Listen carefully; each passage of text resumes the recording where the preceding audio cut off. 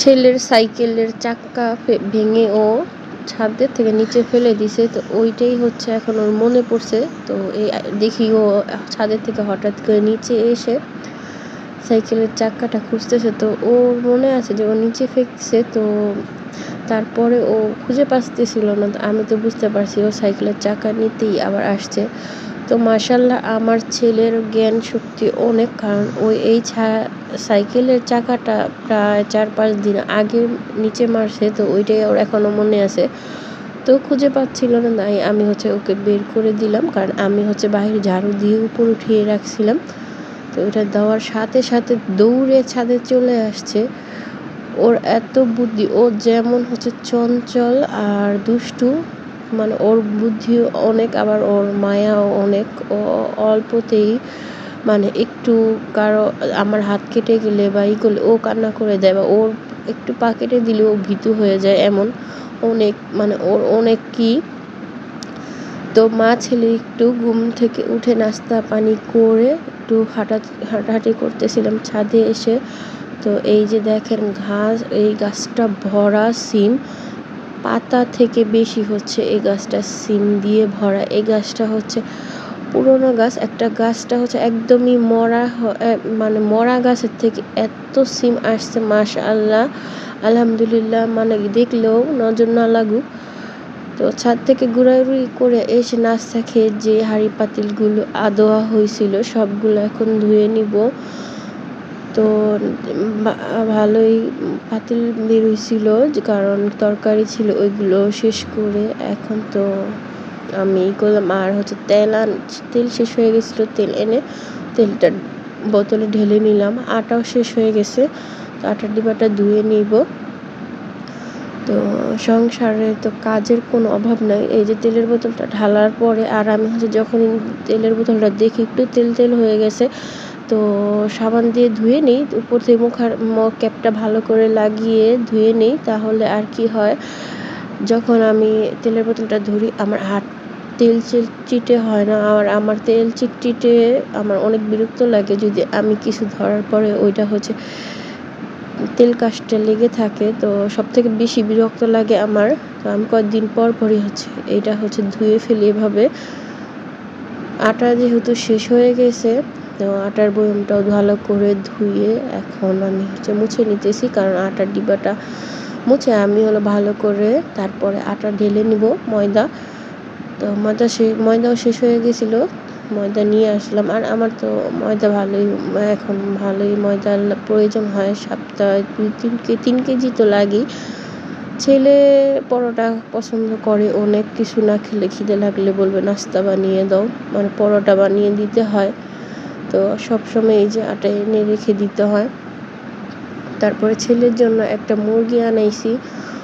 ও হচ্ছে মুরগি বলছিল রাতে মুরগি খাবে, তো ও চিকেন নাগেটস খাবে। ভাবছিলাম হচ্ছে ওকে চিকেন নাগেটস বানিয়ে দিবে আজকে, তার ভাবলাম যে মুরগিটা এনে দিই। আর হচ্ছে মেয়েরও তো মুরগি ছাড়া ভাত খেতে চায় না, তো বাচ্চারাই মনে হয় এমন, ওদের হচ্ছে অভ্যাস, ভাতে যদি দেখে মুরগি নেই তাহলেই মাথা নষ্ট। মাছ দিলে তো আমার মেয়ে কান্না শুরু করে দেয়।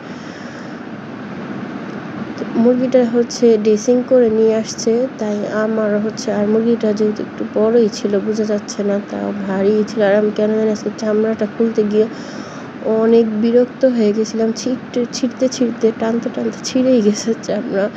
তো যেহেতু যে চামড়াটা ড্রেসিং করে আনছে, তারপর একদম ভালো করে আমি পরিষ্কার করে কোনো টসম জানি না থাকে এভাবে করে আস্তে আস্তে করে রেখে দিলাম। তো এই মাছটাও কেটে নিলাম, বাহির থেকে অবশ্য মাছটা কেটে নিয়ে আসলাম মুরগিগুলো যেন ভিতরে নোংরা না হয়, যেহেতু মাছ মুরগি এগুলো হচ্ছে সাবান দিয়ে ধুলেও হচ্ছে মানে ঘর বাড়িতে গন্ধই থাকে, তার জন্য হচ্ছে বাহিরে বসেই ধুয়ে কেটে কুটে নিয়ে আসলে কি আর বাহিরে এমনি সব কিছু থাকে, রান্নাঘরটা একটু পরিষ্কারই থাকে। তো আমি এখন মুরগিটা ভালো করে করে নিব, ধুয়ে নিব। তো আমরা তো বলি আমাদের বাসায় খলাবো, তো ধুয়ে নিয়ে 2-3 বার একটু পানিটা বদলিয়ে তারপরে লবণ মেখে রাখবো, যেন হচ্ছে যেই একটা বিজলা থাকে মুরগিতে ওটা হচ্ছে চলে যাবে। আজকে হচ্ছে রান্না করব, ভাবলাম যে মুরগির মাংস নিব 2-3 টুকরা মেয়ে আর ছেলের জন্য, আর সাথে যেই গিলাকুলি যা চামড়াগুলো ঠ্যাং বেরোইছে ওটুকু রান্না করবো। আর যে মাছটা কাটলাম ওই মাছটাকে হচ্ছে ভাজবো কড়া করে, একটু বেশি করে মশলা দিয়ে মেখে তারপর মাছটাকে ভেজে ভাজবো, খালি রান্না করব না। কারণ কাটালা মাছ রান্না করলে আর বেশি কাটা লাগে কেন জানি, তো ভাজা মাছটা একটু মজা লাগে। তো আমি হচ্ছে এই যে মুরগিটা লবণ মেখে রাখছিলাম, তো এখন হচ্ছে লবণ মাখার পরে ধুয়ে নিলাম। তো এই মুরগি হচ্ছে ফার্মের মুরগি, যেহেতু নানান কিছু খাইয়ে বড় করে, তো লবণ সিরকা এগুলো দিয়ে ধুয়ে নিলে একটু ভালো। তো এই মুরগি না খাওয়াই ভালো, কিন্তু বাচ্চারা তার বুঝবে না, তো ওদের জন্য তো আর কিছুই করার নাই। তো এই যে এখন হলো আমি মুরগিটা রান্না করে নিব, একটু নতুন আলু দিয়ে রান্না করব। আর তো কিছুদিন আছে নতুন আলু, তারপরে তো আবার অপেক্ষা করতে হবে নতুন আলুর জন্য। রাত্রে ছেলের জন্য হচ্ছে বানিয়েছিলাম আমি আলু ভাজা, তো ওইখানকার তেলই আমি রেখে দিয়েছিলাম একটা বাটিতে ঢেকে। তো ওই তেলটাই এখন দিয়ে দিলাম, না হলে পুরো আবার এটা কখন পড়ে গিয়ে পুরো কিচেন তেল কাস্টে হয়ে যাবে। তো প্রতিদিনই হচ্ছে রান্না করবার আসার পরে মনে পড়ে যে তেজপাতা নাই। তো যখন হচ্ছে বাজারে কাউকে পাঠাই তখন আর মনে থাকে না তেজপাতার কথা, রান্না করার সময় মনে পড়ে। তেজপাতা ছাড়াই মাংসটা রান্না করব, সমস্যা নাই। মুরগির মাংসের মশলা দিব, তো ওটার মধ্যে তো থাকে তেজপাতার গুঁড়ো। তো লবণ দিয়ে দিলাম, পেঁয়াজটা জলদি ভাজা হয়ে যাবে। যেভাবে আমরা নর্মালি সব মেয়েরা ঘরে রান্না করি ওভাবেই রান্না করবো আর কি, তাই আপনার সাথে শেয়ার করলাম, এক্সট্রা কোনো কিছুই না। তো যাদের এখন পর্যন্ত আমার ভিডিওটা একটু হলেও দেখছেন, তো আমার ভিডিওটা লাইক করে দিবেন আর সাবস্ক্রাইব করে দিবেন, যেহেতু আমার ভিডিওগুলো রেগুলার না। এখন থেকে হচ্ছে ভাবছি প্রতিদিনই হচ্ছে আমি রেগুলার একটা করে ভিডিও দিব। তো সবাই আমাকে সাপোর্ট করবেন আর আমার পাশে থাকবেন।